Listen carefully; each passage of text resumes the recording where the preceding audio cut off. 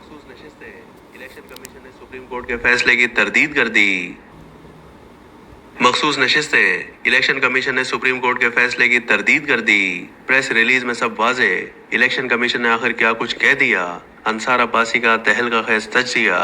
اگرچہ election commission of Pakistan نے اعلان کیا ہے کہ وہ خصوصی نشستوں کے الاٹمنٹ سے متعلق سپریم کورٹ کے حالیہ فیصلے پر عمل کرے گا، لیکن کمیشن کی جانب سے جاری کردہ پریس ریلیز دراصل سپریم کورٹ کے فیصلے کی واضح تردید ہے۔ سپریم کورٹ نے کیس کی سماعت کے دوران اور اپنے فیصلے میں کہہ دیا ہے کہ الیکشن کمیشن آف پاکستان نے سپریم کورٹ کے 13 جنوری 2024 کے یعنی پی ٹی آئی میں انٹرا پارٹی الیکشن نہ کرانے سے متعلق فیصلے کی غلط تشریح کرتے ہوئے پی ٹی آئی کے مذکورہ امیدواروں کو غلطی سے آزاد امیدوار قرار دے دیا۔ الیکشن کمیشن نے سپریم کورٹ کے فیصلے پر 2 روز تک غور و خوض کے بعد پریس ریلیز جاری کی ہے، جس میں کہا گیا ہے کہ الیکشن کمیشن نے کسی فیصلے کی غلط تشریح نہیں کی۔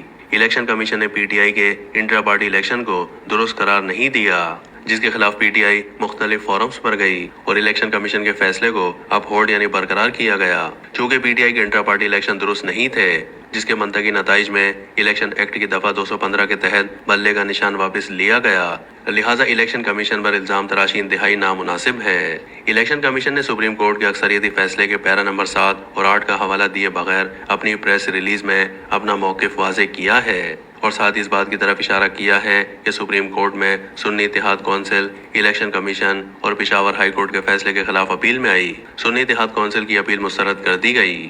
پی ٹی آئی اس کیس میں الیکشن کمیشن میں فریق تھی اور نہ ہی پشاور ہائی کورٹ اور سپریم کورٹ میں فریق تھی۔ سپریم کورٹ کے فیصلے میں پیرا نمبر 7 اور 8 ذیل میں پیش کیے جا رہے ہیں۔ پیرا نمبر 7 2024 کے عام انتخابات کے مخصوص حقائق اور حالات میں یہ قرار دیا جاتا ہے کہ مذکورہ والا 80 کامیاب امیدواروں اب ارکان قومی اسمبلی اور وہ 39 ایسے جن کی تفصیلات اس فیصلے کے ضمیمہ اول میں درج ہیں، جنہیں کمیشن نے فہرست میں مذکورہ بالا کالموں میں سے کسی ایک میں بطور پی ٹی آئی رکن ظاہر کیا ہے، وہ کامیاب امیدوار تھے اور ہیں، اور درج بالا پیرا نمبر 5 کی روح سے اور آئین کے آرٹیکل 51 کے لحاظ سے یہ نشستیں پی ٹی آئی نے حاصل کی ہیں۔ پیرا نمبر 8 2024 کے عام انتخابات کے مخصوص حقائق اور حالات میں مزید حکم دیا جاتا ہے کہ مذکورہ والا 80 میں سے باقی 41 کامیاب امیدوار جن کی تفصیلات اس فیصلے کے ضمیمہ دوم میں درج ہیں، 15 روز کے اندر دستخط اور تصدیق شدہ بیان جمع کرائیں کہ انہوں نے متعلقہ سیاسی جماعت کے امیدوار کی حیثیت سے الیکشن میں حصہ لیا، جس کے بعد الیکشن کمیشن 7 روز کے اندر اس سیاسی جماعت یا سول اپیل نمبر 333 برائے 2024 سے جڑی سیاسی پارٹی کو نوٹس جاری کرے جو اس بات کی تصدیق کرے کہ مذکورہ امیدوار نے اس پارٹی کے امیدوار کی حیثیت سے الیکشن میں حصہ لیا۔ سیاسی جماعت اپنے طور پر کسی بھی وقت تصدیق کے لیے تحریک فائل کر سکتی ہے۔ اس تصدیق کے بعد وہ امیدوار مذکورہ بالا پیرا نمبر 5 اور آرٹیکل 51 کے مقصد کے تحت اس سیاسی جماعت کے امیدوار کی حیثیت سے رکن سمجھا جائے گا۔ الیکشن کمیشن اس کے بعد اپنی ویب سائٹ پر کامیاب ہونے والے امیدواروں جو اب ارکان قومی اسمبلی ہیں، ان کی فہرست سیاسی جماعت کی جانب سے تصدیق کیے جانے کی آخری تاریخ پر 7 روز میں جاری کرے گا اور اس کے بعد کمیشن اس عدالت میں تعمیل کی رپورٹ جمع کرائے گا۔ پیرا نمبر 7 کے جواب میں الیکشن کمیشن نے اپنی پریس ریلیز میں کہا ہے کہ جن 39 ارکان قومی اسمبلی کو پی ٹی آئی کا رکن قومی اسمبلی قرار دیا گیا ہے، انہوں نے اپنے کاغذات نامزدگی میں پی ٹی آئی سے اپنی وابستگی ظاہر کی تھی، جبکہ کسی بھی پارٹی کا امیدوار ہونے کے لیے پارٹی ٹکٹ اور ڈکلیریشن ریٹرننگ افسر کے پاس جمع کرانا ضروری ہے، جو ان امیدواروں نے جمع نہیں کروایا تھا، لہٰذا ریٹرننگ افسران کے لیے یہ ممکن نہیں کہ وہ انہیں پی ٹی آئی کا امیدوار قرار دیتے۔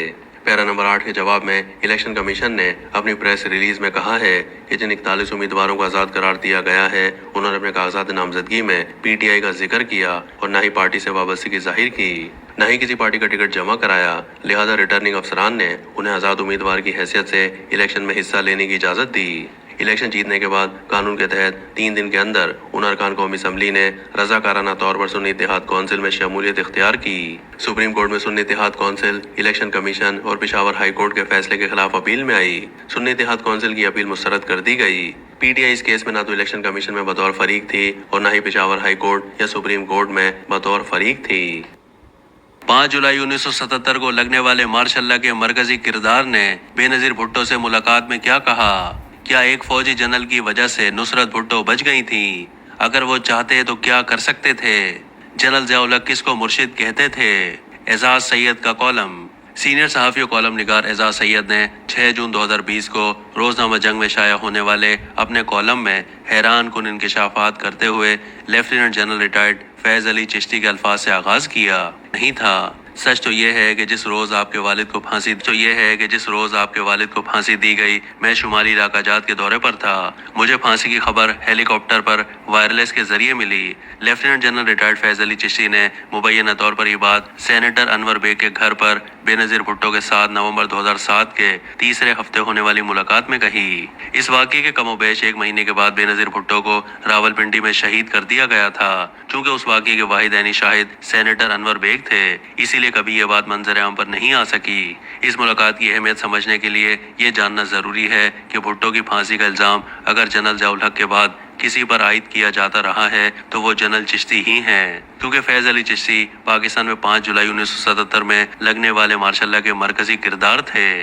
जनरल ज़ियाउल हक उन्हें मुर्शिद कहकर पुकारते और उन पर अंधा एतमाद करते थे।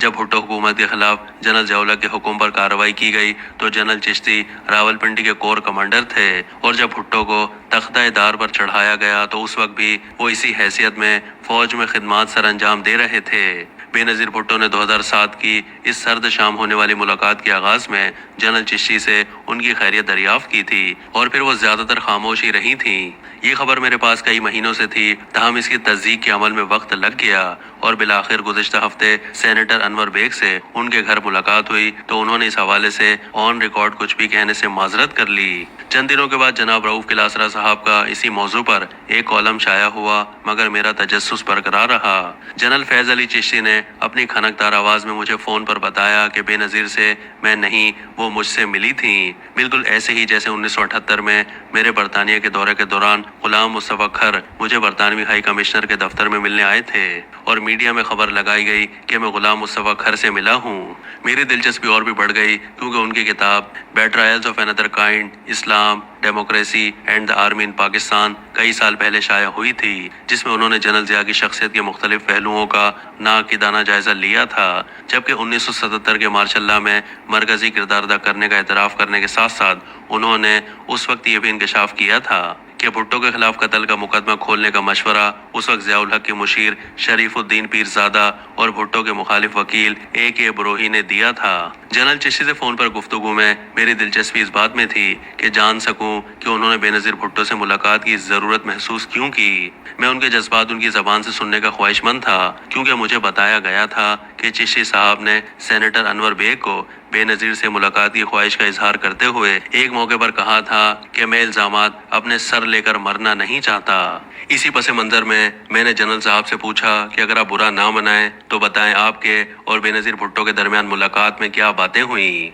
चिश्ती साहब बोले, नहीं, मैं ये नहीं बता सकता। इतना बताना चाहता हूँ कि मैंने सेनेटर अनवर बेग से इस मुलाकात के लिए कोई दरख्वास्त नहीं की थी। मैं ऐसा क्यों करता? ये बेनज़ीर से मेरी पहली मुलाकात भी नहीं थी, बल्कि मेरी नुसरत भुट्टो और बेनज़ीर से बरतानिया में जाम साकी के घर माजी में भी मुलाकातें रही हैं। देखिए, मुस्तफ़ा खर कह चुके हैं और नुसरत भुट्टो भी तस्लीम करती रही कि अगर जनरल चिश्ती ना होते तो शायद वो ना बचती। अगर मैं चाहता तो सारे मारे जा सकते थे, मगर मैंने ऐसा कुछ नहीं किया। याद रखिए, बेनज़ीर को भी इक़्तिदार से निकाला गया था। किसने निकाला था आपको भी पता है। हमारी गुफ्तगू में वो बातें भी शामिल थीं जो उनके इक़्तिदार के हवाले से थीं। एजाज सैयद अपने इस पुराने कॉलम में मजीद लिखते हैं कि पीपल्स पार्टी के रहनुमा सेनेटर अनवर बेग का जनरल चिश्ती से 1978 का उस वक्त ताल्लुक है कि जब अनवर बेग ने जनरल चिश्ती से सेक्टर F8 में घर खरीदा था। अनवर बेग के करीबी भुट्टो की बेटी और जिया के साथी की इस मुलाकात का जिक्र करते हैं। बेग तरदीद नहीं करते, ताहम चिश्ती इस मुलाकात की तस्दीक करते हैं, मगर तफसीलात पर इख्तलाफ भी रखते हैं। मैं जनरल साहब की सेहत और तंदुरुस्ती और लंबी ज़िंदगी के लिए दुआगो हूँ। अगरचे उन्होंने कुछ बातें अपनी किताब में लिख दी हैं, मगर उनके सीने में आज भी बहुत से राज मौजूद हैं। मुझे यकीन है कि वो ये राज भी खोलेंगे।